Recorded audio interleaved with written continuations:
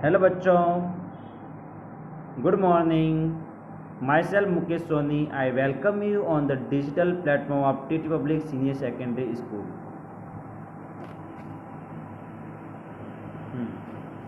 सो अभी आज हम बात करते हैं साइंस का। हमारा आज का टॉपिक है properties of chemical equation. Properties of chemical equation. So brief information of reaction is obtained through chemical equation.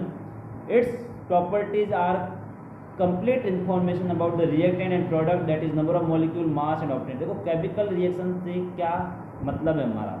chemical reaction completely give us information about the reactant. reactant कैसा यूज हो रहा है वहाँ पे, ओके, एंड reactant कैसा use हो रहा है वहाँ पे,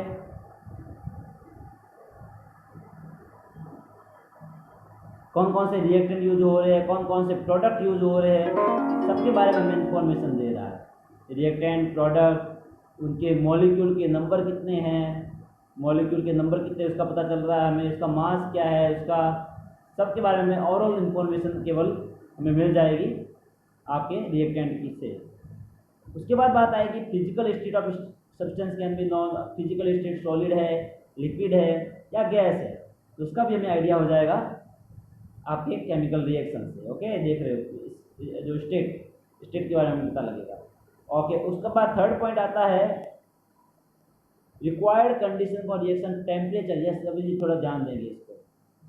हमें टेम्परेचर का पता लगेगा, हमें प्रेशर का पता लगेगा, हमें कैटलिस्ट का पता लगेगा। टेम्परेचर कौन सा काम में ले रहे हैं, कौन सा किस प्रेशर पे हमारी रिएक्शन हो रही है, कैसे कैटलिस्ट कौन सा काम ले रहे हैं, तो उसका सबका पता लगेगा। जैसे कि जो अभी N2+3H2 अब NH3 बना रही है, पर्टिकुलर टेम्परेचर पे रिएक्शन हो रही है। फॉर एग्जांपल मान लो 360 केल्विन पे हो रही है, और यहाँ पे कैटलिस्ट आयरन काम आ रहा है। कैटलिस्ट क्या है हम आगे बात करेंगे। कैटलिस्ट वो होता है जो रिएक्शन के अंदर पार्टिसिपेट तो करता है लेकिन उसमें कोई चेंज नहीं होता है।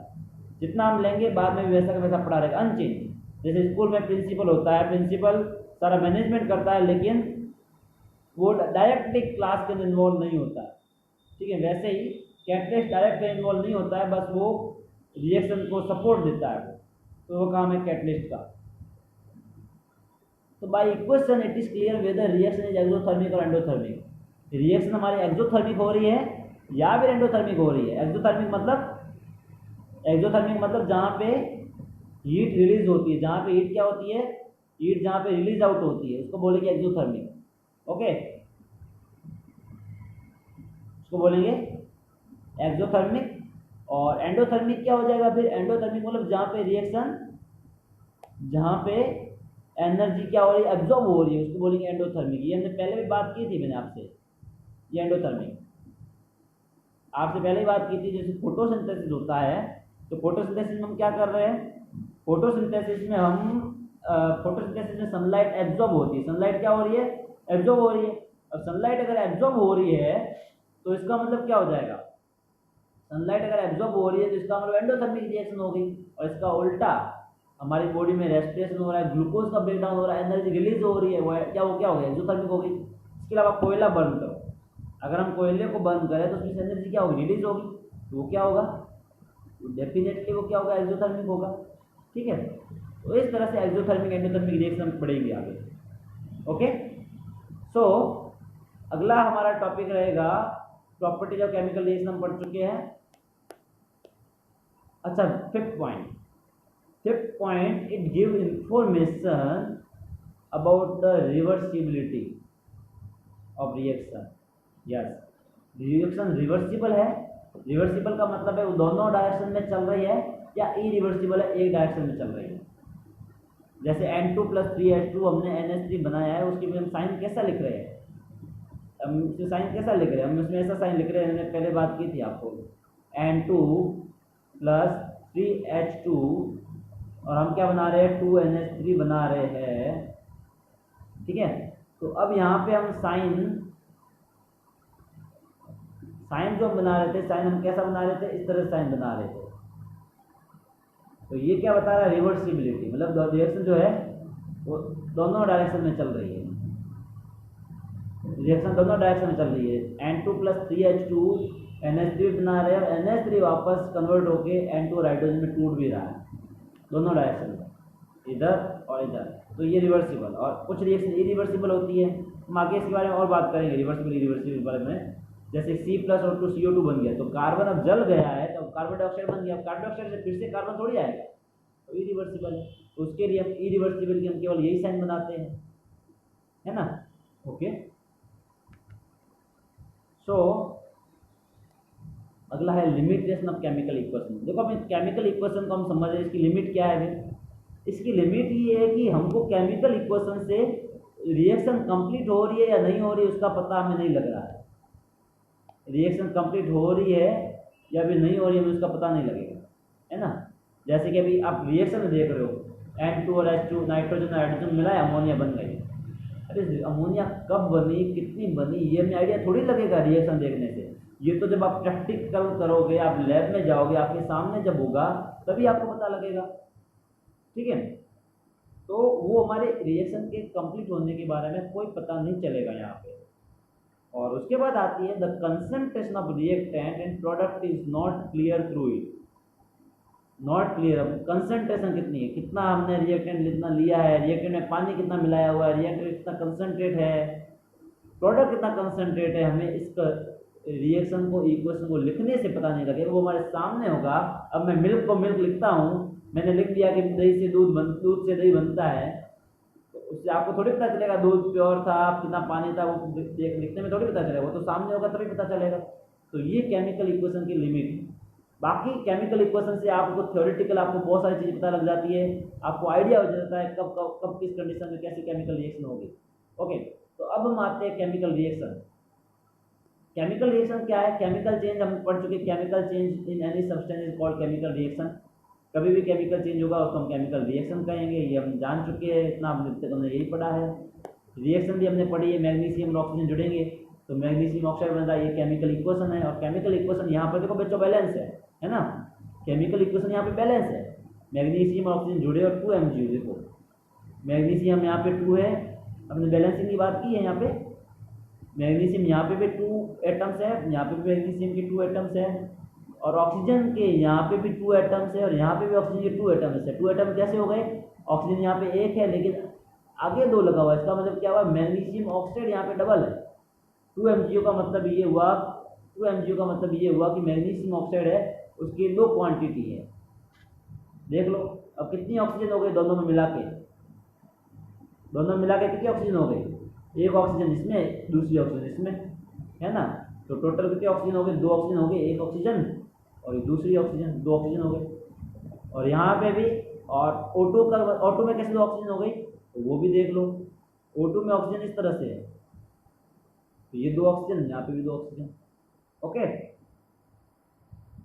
हो गई ना, दोनों तरफ बराबर बैलेंस हो गई रिएक्शन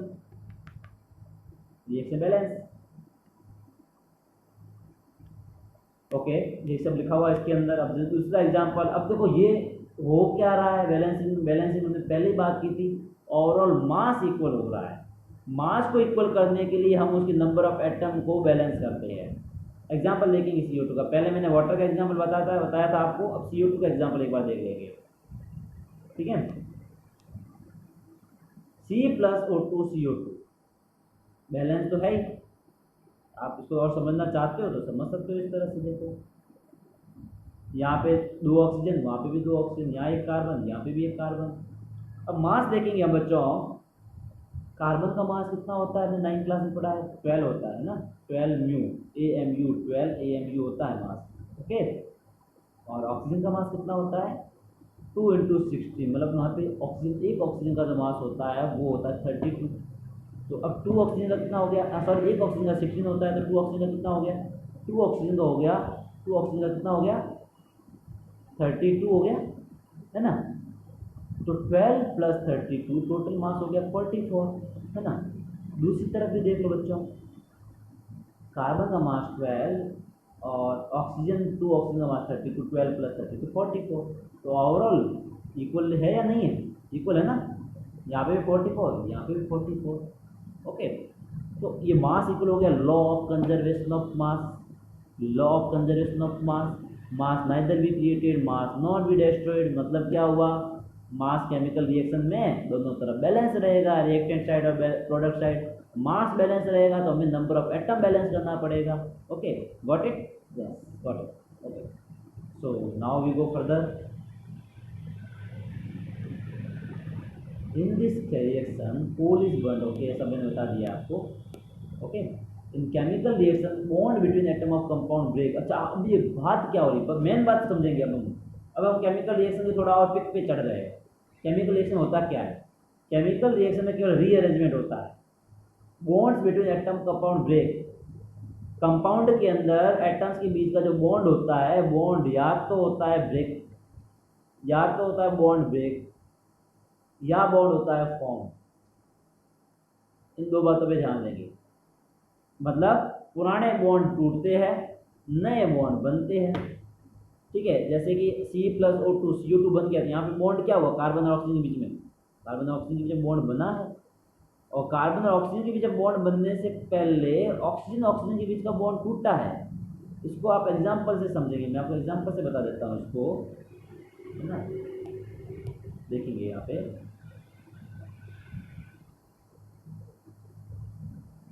देखो C+O2, मैं थोड़ा सा इसको स्ट्रक्चर बताता हूँ जो बुक में नहीं दी हुई है।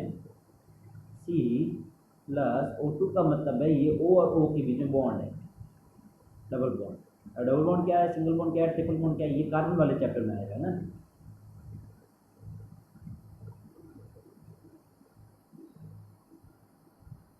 ओके, और CO2 बन गया है।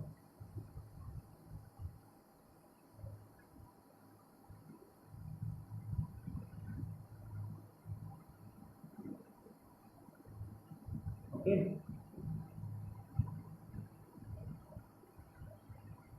CO2 बन जाएगा अभी, C double bond O, double bond O।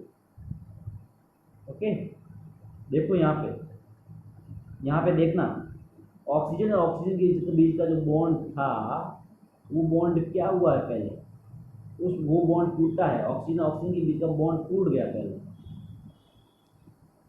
Oxygen और ऑक्सीजन के बीच का जो बॉन्ड है वो टूटा है यहाँ पे, देखो। ये देखिए, ऑक्सीजन ऑक्सीजन के बीच का बॉन्ड टूटा है और ऑक्सीजन ऑक्सीजन दोनों अलग हो गए। दो ऑक्सीजन थे पहले, दो ऑक्सीजन के बॉन्ड पर टूटा, दो ऑक्सीजन अलग हो गई और दोनों ऑक्सीजन क्या हो गई, एक ऑक्सीजन जुड़ गई कार्बन के इस साइड, दूसरी ऑक्सीजन जुड़ गई कार्बन के दूसरी साइड। तब जाके सी के पास एक ऑक्सीजन इधर आ गई, दूसरी ऑक्सीजन दूसरी तरफ आ गई।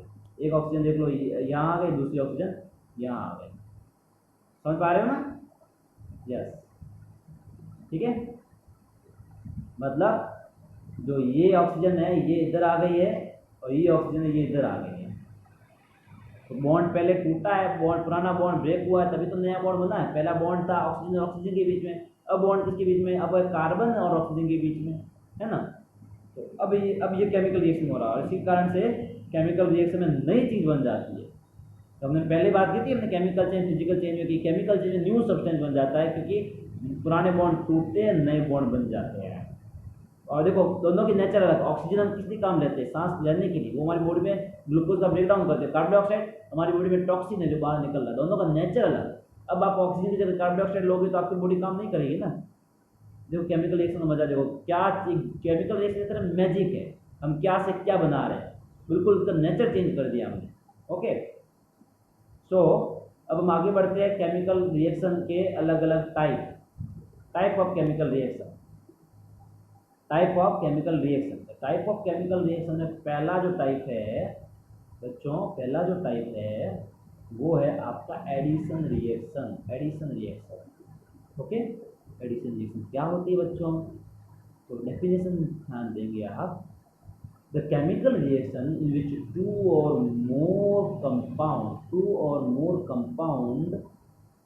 or more reactant combine to form single product.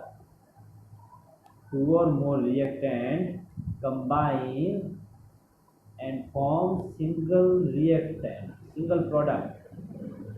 दो या दो से ज़्यादा जो रिएक्टेंट होंगे, जो सब्सटेंस होंगे आपस में जुड़ेंगे और वो सिंगल प्रोडक्ट में कन्वर्ट हो जाएंगे।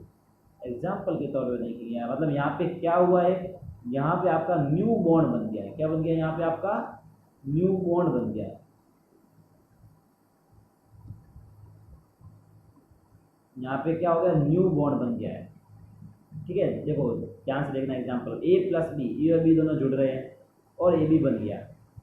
ए और बी आपस में जुड़ रहे हैं और ए बी बन गया। तो ए बी के बीच में क्या है? ए बी के बीच बॉन्ड है दोनों के बीच में, ए बी के बीच दोनों के बीच बॉन्ड है ना। तो नया बॉन्ड बना है, तो ये हो गया आपका addition reaction. Okay, as reactant simply add in reaction. Okay देखिए, अब एग्जांपल देखेंगे। Burning of coal, C+O2 CO2 addition हो रहा है, कार्बन के साथ में दोनों ऑक्सीजन का एडिशन हो रहा है। Magnesium plus oxygen, burning of magnesium ribbon, magnesium ribbon जो दिवाली के टाइम में जो रोशनी जलाते हो, मैग्नीशियम रिबन, मैग्नीशियम के साथ दोनों ऑक्सीजन जुड़ रही है, मैग्नीशियम के साथ ऑक्सीजन जुड़ रही है। पहले ऑक्सीजन अलग थी, मैग्नीशियम अलग था, अब मैग्नीशियम के साथ ऑक्सीजन जुड़ गई। Hydrogenation of ethene, hydrogenation of ethene या जिसको आप ऐसे समझ सकते हो, जो डालडा घी बनाते हैं हम, डालडा घी जो बताते हैं, वेजिटेबल जो घी बना रहे हैं हम, वेजिटेबल ऑयल से बनाते हैं। CH2 डबल बॉन्ड CH2, यहाँ पे देखो क्या है, एथीन है, डबल बॉन्ड है और हाइड्रोजन इसके साथ जुड़ गई। अब हाइड्रोजन का मतलब समझना, यहाँ पे हाइड्रोजन का मतलब क्या है? हाइड्रोजन का मतलब ये है कि यहाँ पे हाइड्रोजन को आप ऐसे लिख सकते हो, H और H, और H और H के बीच बॉन्ड है यहाँ पे, है ना। तो अब क्या हो जाएगा, ये जो पुराना बॉन्ड ब्रेक डाउन हो गया, H और H के बीच का पुराना बॉन्ड ब्रेक डाउन हो गया और वो H किसके साथ जुड़ गई? CH2 के साथ जुड़ गई, CH2 के साथ में जुड़ गई। देखो ये CH2 के साथ H जुड़ गई तो क्या हो गया? CH3 हो गया। इस CH2 के साथ H जुड़ गई, क्या हो गया? CH3 हो गया। तो CH2 कन्वर्ट हो गया CH3 में कन्वर्ट हो चुका है। तो दोनों हाइड्रोजन का एडिशन हो गया, एक इस हाइड्रोजन का एडिशन इस यहाँ पे हो गया, इस हाइड्रोजन का एडिशन इसके साथ हो गया और इस हाइड्रोजन का एडिशन इसके साथ कार्बन के साथ हो गया, तो CH3 बन गया। ओके, यस, समझ में आ गया होगा आपको। तो ये एडिशन रिएक्शन। ओके, तो आज कल हम पढ़ेंगे रिप्लेसमेंट। अच्छा, ये क्या, चलो एक बात और, इस रिएक्शन की जो मैं बात कर रहा था, टेम्परेचर, प्रेशर, ये तीनों अच्छा यहाँ पे अच्छा दिया हुआ। देखो ये जो साथ में, देखो ये जो इस रिएक्शन के अंदर जो आपका ये निकल जो है, ये कैटलिस्ट है। निकल क्या है? यहाँ पे कैटलिस्ट है। दूसरी तरफ जो 473 केल्विन दिया हुआ है, 473 केल्विन दिया हुआ, ये क्या है? ये यहाँ पे टेम्परेचर है, ये यहाँ पे टेम्परेचर है। ओके, और जो 100 एटमॉस्फेयर प्रेशर दिया हुआ, 100 एटमॉस्फेयर प्रेशर है, 100 एटमॉस्फेयर प्रेशर है, ये प्रेशर है 100 एटमॉस्फेयर। तो तीनों चीज़ें जो दी हुई है यहाँ पे साइड में जो काम आती है। और एथीन और हाइड्रोजन क्या है? रिएक्टेंट है। हाइड्रोजन एथीन क्या है? रिएक्टेंट है। और एथेन क्या है? एथेन प्रोडक्ट है। ओके, तो क्लियर? Yes, clear. तो कल हम पढ़ेंगे replacement reaction. Okay, thank you बच्चों, आपको समझ में आया होगा। I hope you enjoyed this class. Okay, हम मिलते हैं नेक्स्ट क्लास में। Thank you.